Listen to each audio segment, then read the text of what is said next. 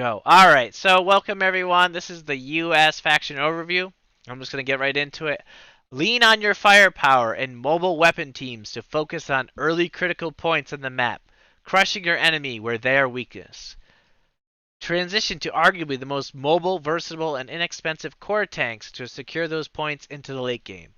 Look to rely on your commanders to focus on your strengths to exploit your enemy's weaknesses. Over to you. Alright. So US is kind of a control playing faction. They have a difficult time reclaiming territory, but they have the answers to most of what your opponent's going to do. So you see that compared to other factions, the US really only has two units that can capture, being the Riflemen and the Willys Jeep.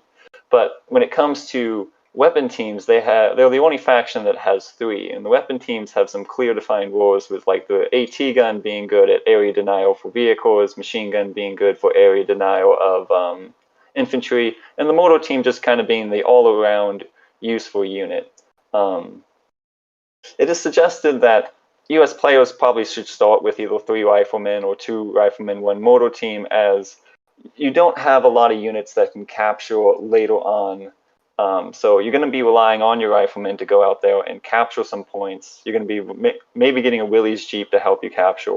But your weapon teams, because of the nature of how they are played, are not going to be able to go and take points. I'm not going to be able to go and defend, or not going to be able to go and retake a point that is taken from you. So you really got to try and play around countering what your opponent is trying to do.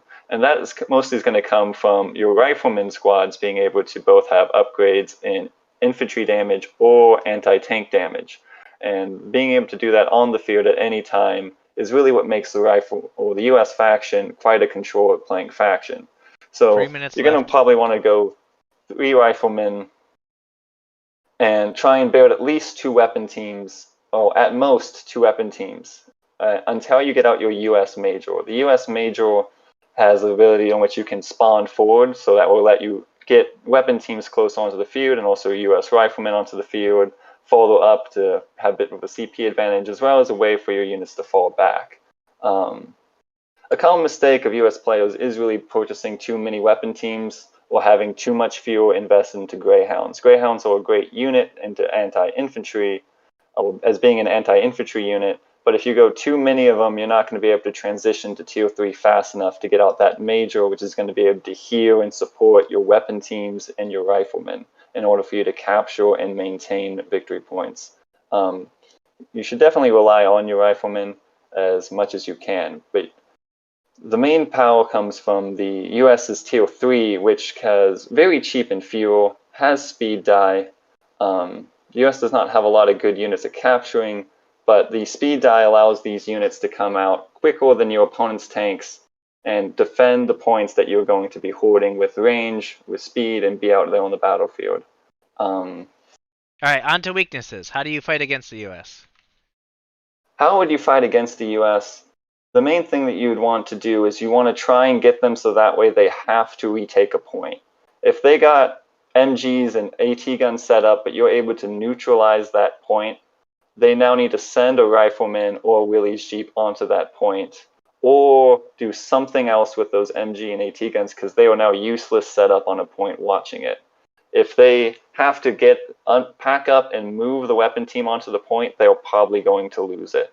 And if they don't have enough riflemen on the field to go and recapture it, they're mostly going to have an issue of just never being able to get it again.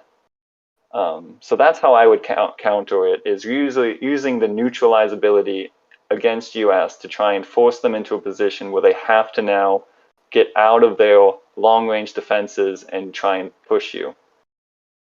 All right, any final points you want to touch on with the US? Use the speed die upgrades of your weapon teams when necessary. So there's a contrast when choosing between the rifleman and the motor team early. The rifleman squad is going to be all of your damage and capture ability. The motor team has the most utility out of any mortar. Mortar team is useful. Definitely going to get the utility upgrades if you get one. But if you need damage and if you need capture ability, focus on your rifleman. And I'd recommend starting players, the starting game, start with 3 riflemen, just so that way you can understand the game. All right. One thing I forgot to touch on. Don't forget your Willys Jeep. and Yeah. combo it with the USMG, and that's 5 minutes. So One thing I want to add, one he wants last to go thing. over. All right, one last thing. Learn to play with sandbags. Riflemen, it's their only utility. It's the only thing they have to survive capturing points. If you don't know how to play sandbags or use your sandbags well, you're going to have a tough time with US. All So you right. must learn how to